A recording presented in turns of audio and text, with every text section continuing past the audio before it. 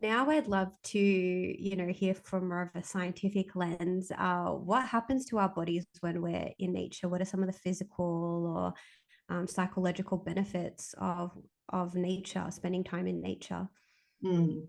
Yeah, so this is the list is almost endless. And so it's one of the reasons why I called my small business Nothing Like Nature, because when you start going through the list of what are those benefits, you start thinking, oh my gosh, there is nothing like nature. Not to say that other health practices aren't valid and important, like medication or exercise or a whole range of things that's absolutely all very important. But the benefits that have been shown to be supported after time in nature for people range across both physical and psychological and also social benefits. So some of those physical benefits include things like our blood pressure reduces, heart rate gets more regulated, so high blood pressure starts to come down. There's improvements in our immune system through the development of additional white blood cells that are important for our immunity. There's also research that shows that the stress hormone in our blood or saliva also gets reduced. And a lot of it, and then also from like a psychological perspective, there's elements where things like, people report being less stressed, so that which coincides with our stress hormones going down, but also things like feeling less anxious or worried, less depressive symptoms have been reported, less anger. Those sorts of things are shown to be having reductions after time in nature. But then there's also enhancements and increases in things like people reporting feeling more calm, feeling more energized, or feeling happier. And so then there's flow-on effects that can include people are actually thinking more clearly, that they're actually able to solve problems better, their memory can improve, their capacity to pay attention to something can be improved, because time in nature has allowed that muscle of, the voluntary attention that we're trying to focus on work or trying to focus on something. And then when we relax that, nature is really supportive of that relaxation process. So we're able to pay attention more readily. And so a lot of this research is, taking different groups of people in different states of stress or cognitive load, and then comparing a group that is sent to spend time in an urban space to the group that go to spend time in the natural space. And for a lot of things, people in the urban space are getting some benefits. They might be feeling less stressed or less anxious after having some time away from work, even if they're on their phone scrolling through Instagram. But what the people who went to the green space, the parks or the natural areas, their symptoms and their benefits came along faster, stronger, and lasted longer, generally speaking, across all of these different studies. So it's not to say that urban environments are bad, which they can be detrimental to us if the heating and pollution and noise, etc. But it's the absence of nature that can actually be the biggest downfall. And so spending time in natural spaces really allows our minds and bodies to reap a whole range of benefits, that some that you would sort of expect and some that are really surprising. So things like, it's improving our sleep, it's reducing fatigue, we might be more flexible in the way we're thinking. That allows us to be more creative. If we're feeling less stressed, less anxious, and less worried and less angry about things, we're going to be able to better cope with the next thing that comes along. So time in nature might alleviate some symptoms for the moment, but then in the longer term also reap some benefits as well. Yeah. There's so much there. There is so much, and I could keep going, but yeah, that's sort of like, okay, that's a bit of a roundup of some of the science. Oh, the other thing. And is there a certain amount? Oh, sorry. Sorry, the only other thing I wanted to mention was that these benefits have been shown, like there's benefits that have been shown for young children, teenagers, adults, older adults. people who have anxiety, who have been diagnosed formally with an anxiety or depression diagnosis, for children that have been formally diagnosed with an ADHD or some sort of attention disorder diagnosis, that the benefits, when I say for all people, I'm not saying that lightly. There is robust evidence to support time in nature is beneficial for many different types of groups of people across the whole lifespan. Mm. And is there a certain amount of time we should be spending time in nature to reap those benefits? So that is the $1,000,000 question. So there is a range of different studies showing different amounts of time. So some are suggesting, 2 hours is a great period if you do 2 hours a week. Others are saying 30 minutes a day accumulated over the week. The 2 hours could be spread out over the week. There's also research that shows that some of the benefits last for can last for up to 2 weeks, up to 4 or 6 weeks, depending upon different benefits, depending upon what it is. So having that regular frequency and exposure is important. It's not a one and done. It is a matter of being able to do that on a regular basis. But it could mean that during the day, the weekdays, it might be nature that might be just near your house or between your house and your work or the local shops. On the weekend, it might be a park or something that might be half an hour or an hour or so away. And then maybe once a year doing something that's actually, like a week or two immersed in a more natural space. So that there's sort of levels of amounts and frequencies that can be done to support yourself and those around you as well, of course. Yeah, I love that. And I suppose, you kind of have to make do with what you can.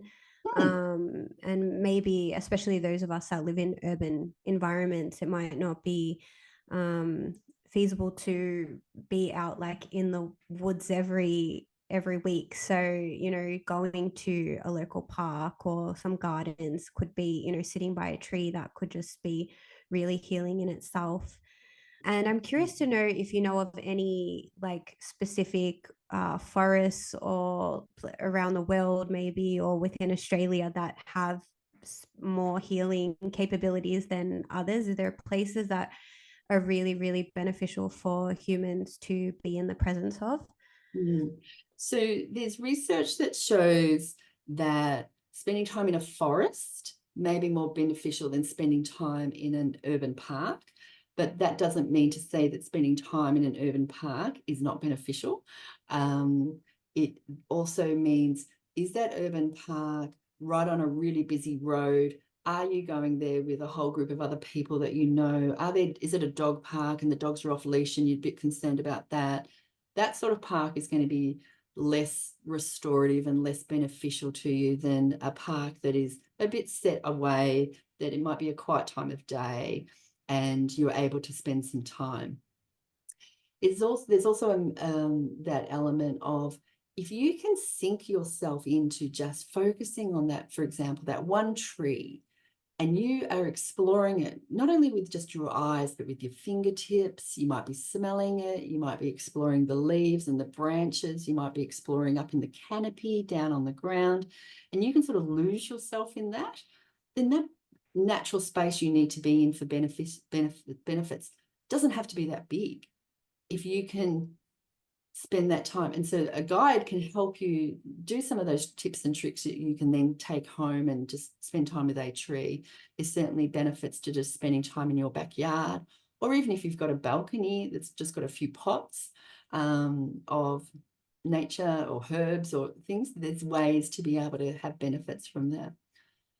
Some of the research that has come out of Japan, that there's certain Japanese cedar trees that are really beneficial and pine trees that are really beneficial. But also in Australia, we have those trees, but we also have our eucalypts that can also be beneficial. There are spaces where, for some of those trees, that, well, vegetation generally, and particularly these trees, they are releasing these organic compounds out into the air. So there's a whole range of explanations as to why nature is so good for us and why it can impact so many elements of us physically, psychologically, our immune system, our cardiovascular system, and mood, our cognition. Like, endless. Um, the what the vegetation is doing. So, for example, trees are always releasing oxygen out into the air. Well, not always, but they're releasing oxygen out into the air that we then breathe in and we can live. But they're also releasing other compounds. So these volatile organic compounds, or VOCs, or terpenes that get released. There's different types of ones. And for example, if a tree has a fungus that's growing on it and that fungus is detrimental to the tree, then the tree can release an anti-fungus phytoncide or organic compound to help repel that fungus, to protect the tree's growth and its own health. They also have these compounds, these phytoncides, that repel certain bacteria or microbes, or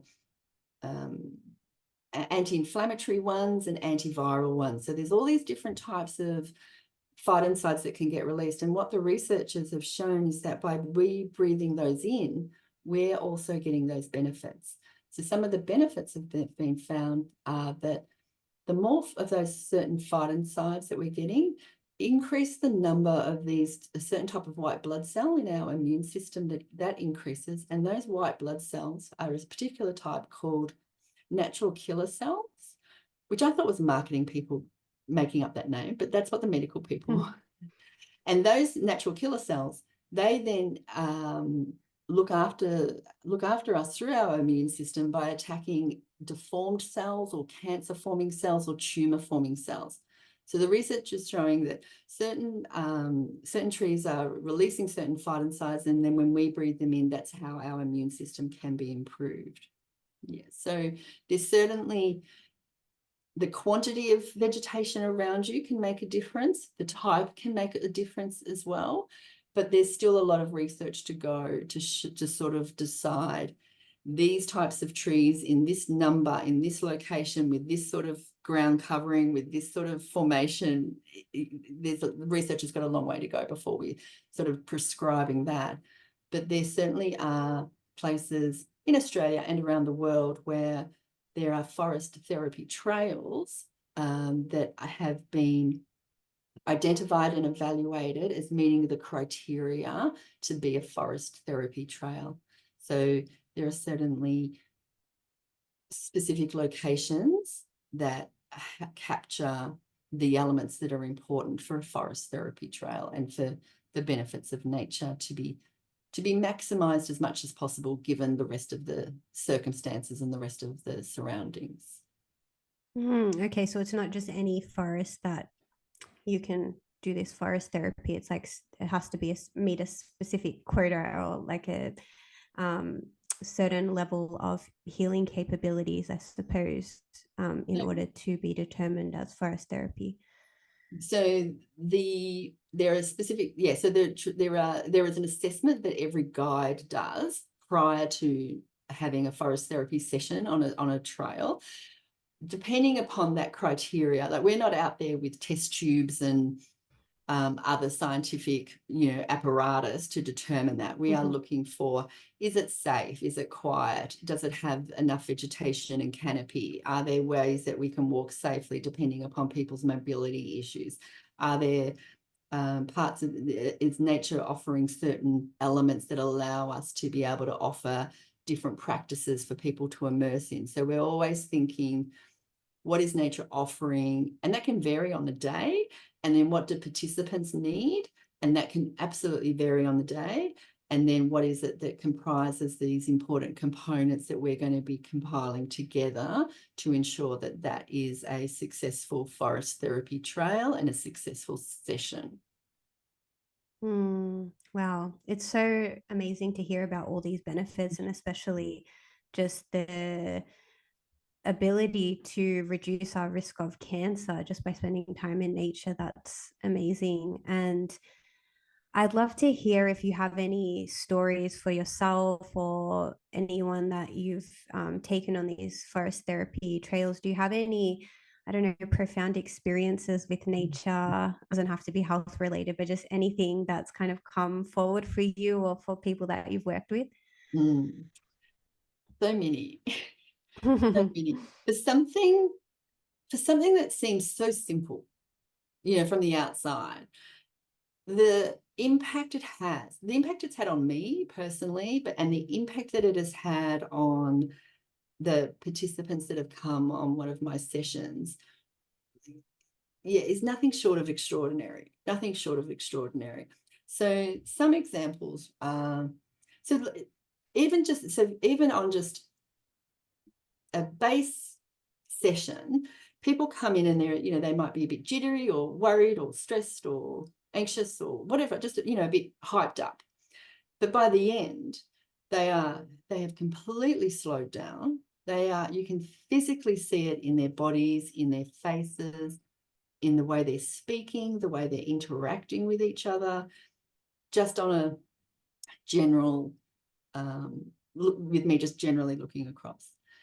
Then there's times when there have been people who I've seen have like profound moments of, and often I'll give a little warning at the start, because sometimes people go, oh, we're here for this walk, it's going to be mindful, it's going to be nice, whatever. But it can actually be quiet, because now that you've slowed down, it can mean other things can come up. And so then there can sometimes be tears, there can sometimes be great upset. And so I look after people in that space. There can be moments. I had a gentleman once who had previously thought that magpies were just terrible, terrible birds, that all they did was swoop. And then he was sitting there, and then the magpie started to warble, started to sing. And he was like, what's making that noise? What's making that noise? And before that, he'd been like, no, I don't want to take my shoes off. No, I don't want to do this. No, I don't want to do that. And I'm going, perfectly fine, not a problem. And then after a little while, he's like, can I take my shoes off? I'm like, sure, take your shoes off. So as he started slowing down, he was like, oh, yeah, I'll take my shoes off now. And yes, I'll do this. But when that magpie started to warble, and he's like, what's happening there? What's happening? What's making that noise? And I was pointing at it's the magpie.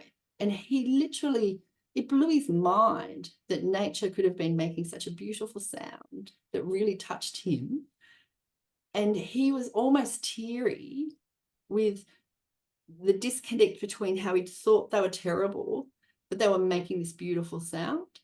And he went off just seemingly completely different and completely open to learning more about what nature was doing and what he was missing out on by having these preconceived thoughts. But I have people write to me afterwards saying, I can't tell you how special that was, how cared for I felt, how it really made a difference in a very difficult time. I've had people bring their mums for their birthdays because mum was having a hard time. I've had people come because they just needed to be looked after, and nature will look after you. And I just, like we say in forest therapy, that nature is the therapist and we're just the guide to help support that. Like we open the door so that then nature and you can have a connection, and what it will bring up for you may well be exactly what it is that you're needing. So recently I did a walk at Arthur's Seat, which is about 300 meters high above sea level. And when I left home, it had been foggy, but then the sun had started coming out. I was going, oh, good, good, good. It's going to be a beautiful sunny day for this session. Great. But when I got up to the top of Arthur's Seat, it was fogged in, couldn't see. And I was thinking, how are people driving here? This is almost dangerous. So should I have cancelled? I'm not sure. This is just, you know, you can't see anything. They're not going to see the views. They're not going to see the water. Oh, I don't know. But in the end, these women came, and they were all women on that day, and they all had come from these high-pressured situations, whether it was work or home. And what the fog did, because you literally couldn't see 20 meters ahead of you, it was so foggy. But what the fog was doing was encompassing us in, so there were no outside distractions. And so it allowed them to purely really just be in that one space, in that one moment in space and time that we were in for each moment, that maybe if they'd seen the views or maybe if they'd seen the water, they would have been distracted and they wouldn't have been in that one space. So that was when I was going, nature's always got our back. nature, she really came to the fore. So even though I've been doing this for years and I've been connected to nature since I was a child and have known about all of, known intuitively about those benefits and that nature's there, nature showed up for me that day and said, no, don't you worry, I've got this. And it was exactly what those women needed. It was incredible, just incredible to see their responses and to see the synergy between what they were needing, what nature was delivering. And then when we finished the session, which we finished with Australian inspired flavors of tea and treats, that the sun did start coming out, because they then did have to go back out into the world. So we'd had this really special cocooned moment, well, for hours really, and then dispersing back with light and both in terms of physically feeling lighter and mentally feeling lighter, but also with the sunshine. Yeah, no, it's really special.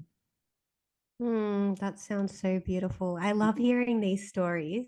I resonate so deeply with so much of you shared. I've had really profound experiences with nature, and I've had that experience where I felt that she's held me through some of the most difficult times, and a constant message that I receive, that she always is saying to me, I'm your mother, like rest in me.